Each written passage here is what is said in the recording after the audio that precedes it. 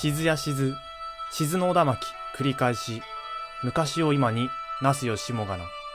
吉野山、峰の白雪踏み分けて、入り西人の後ぞ小意識。壇ノ浦の戦いにより、長きにわたる源平合戦は終了。平家は滅亡し、源氏の勝利で幕を閉じます。勝った義経は、平宗盛親子を連れて鎌倉へと向かいます。しかし、頼朝は、義経が鎌倉へ入ることを禁止するんでした。はいどうも皆さんこんにちは。今回は守護地頭の設置についてお話ししていきます。鎌倉時代で覚えないといけないこの守護地頭、そもそもどういうものなのか、なぜ設置されたのか、それらのことについて源平合戦以後の頼朝と義経の関係から見ていきましょう。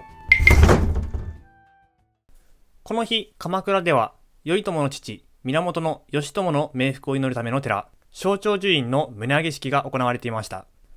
この棟上げ式に頼朝は出席していたんです。そんな時、頼朝のもとに手紙が届きます。平家滅亡の知らせです。頼朝は鶴岡八幡宮の方へ向き直り、しばし言葉を発さなかったと伝わっています。おそらくこれまでの戦いの日々、これから来るであろう平穏の日々、そして亡き父義朝のことを考えていたんではないでしょうか。しかし、この知らせには問題点がありました。安徳天皇と三種の神器である天の村雲の剣を取り返せなかったと書かれていたんです。頼朝は武士による政治を行うために着々と準備をしていたところであり、その政治を朝廷に認めてもらうためには安徳天皇と三種の神器の存在が必要不可欠だと考えていました。それを義経は取り返せなかったんです。もともと義経は後白河法皇から検非違使に任命され、勝手に官職を受けるなど命令に背いていた経緯があります。さらに梶原景時からの義経を鎌倉に入れるべきではないという忠告もあり、頼朝は義経を鎌倉へと入れないことを決意します。そんなことも知らず義経は鎌倉へと向かっていき、鎌倉の一歩手前腰越で頼朝からの使者と出会います。使者は義経を鎌倉に入れることはできないことを伝え、捕虜として連れてきた宗盛たちを預かり、鎌倉へと帰っていくんです。取り残された義経は腰越宿で足止めです。こうして義経が書いたのが有名な腰越状ですね。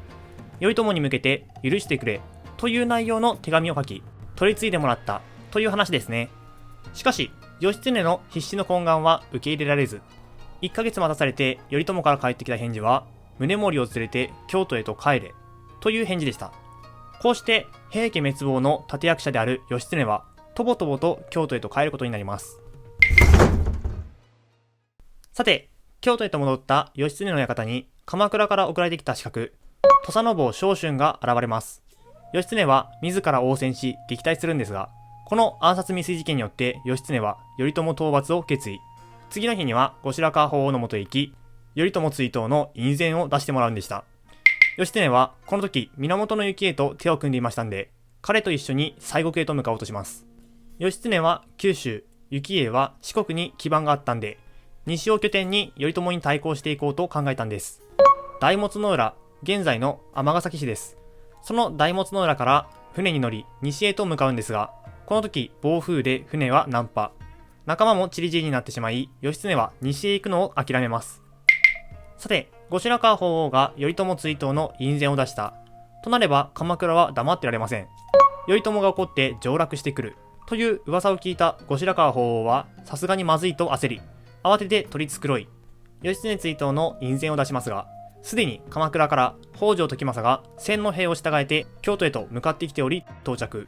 頼朝追討とは何事かと迫ります。頼朝は後白河法皇が頼朝に反旗を翻したことを取引材料として後白河法皇に要求を迫るんです。それは義経と行家を探すために全国に守護を、荘園や公領に地頭を設置することでした。鎌倉時代の始まりが1192年から1185年に変わったという話を聞いたことがある人は多いと思います。いい国作ろう鎌倉幕府がいい箱作ろう鎌倉幕府に変わったという話ですね。1192年は頼朝が征夷大将軍に任命された年で、以前はこの年からが鎌倉時代と考えられていました。今は1185年の守護地頭設置からが鎌倉時代という考え方が主流です。じゃあこの守護地頭っていうのは何なのかということを、これらが置かれた理由から考えていきましょう。置かれた理由は先ほど言いました義経と行家の逮捕のためです。日本全国に幕府側の人間を置き、警察のような仕事をさせることで逃げ道をなくしたっていうところまではわかると思います。この警察のような仕事をしてたのが守護です。問題は持統ですよね。だいたい持統について調べたら税を集める仕事とか書かれてます。義経と行家の逮捕のためになんで税を集める必要があるのって思いますが、警察だってただで活動できるわけではありません。なので持統は逮捕のための活動費を集めていたと考えればいいと思います。さて、こうして義経は包囲網を広げられ、逃亡生活が始まります。暴風で仲間とチリジリになってしまったんで、仲間はわずかな数です。その中には武蔵坊弁慶と静御前の姿もありました。静御前というのは義経の愛人ですね。義経たちはナンパした後、現在の四天王寺で一晩過ごし、吉野山へと向かいます。当時、女人禁制とされていましたので、静御前は山には入れません。こうして静御前は義経一行と行動を別にするようになるんです。義経はこの後、山伏の格好に変装して奥州へと向かっていくんですが、静御前はここで捕まります。京都での取り調べの後、鎌倉へと送られるんです。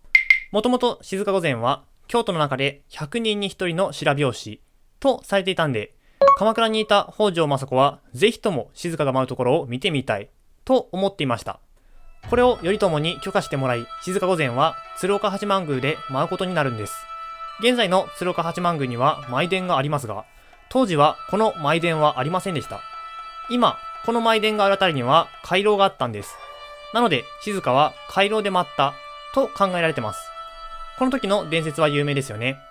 頼朝の目の前であるにもかかわらず、義経を慕う舞を踊ったことにより、頼朝は激怒。しかし、一緒に見ていた北条政子が、もしも私が彼女の立場なら同じことをする。として、仲裁に入ったことで静は一命を取り留めたという伝説です。この時、静御前は子供を身ごもっており、女なら助けるが、もしも男だったら殺すと言われていました。しかし、生まれてきたのは男の子。静御前は泣き叫びながら男の子をかばうんですが、最後には取り上げられてしまい、由比ヶ浜に沈められてしまいます。さて、義経の話に戻りましょう。義経はこのようなルートを通って幼い頃に過ごした奥州平泉へと到着するんですが、この逃げている最中に通った安宅の関が舞台の有名な伝説がありますよね。勧進帳です。この時、義経一行は山伏の格好をしているという情報がバレており、山伏は関所を通れないようになっていました。しかし、義経一行は安宅の関を通らなければ奥州へと抜けることはできない。まさに命を懸けて関を通ろうとするんです。その関を守っていたのは富樫康家という役人。弁慶は南都焼き討ちで失われた東大寺の再建のため肝心を集める旅をしていると嘘をつきます。肝心というのは寄付のことです。ここで富樫は、じゃあ証拠の肝心帳を見せてもらおうかと言うんですが、弁慶は嘘をついているんで、もちろん肝心帳なんて持ってません。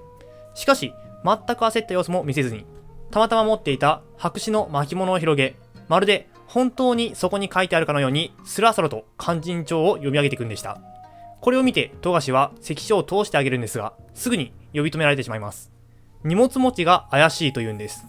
この荷物持ちに扮していたのは実は義経。富樫は義経の変装を見破ったんです。もはや逃げることはできないと思ったその時、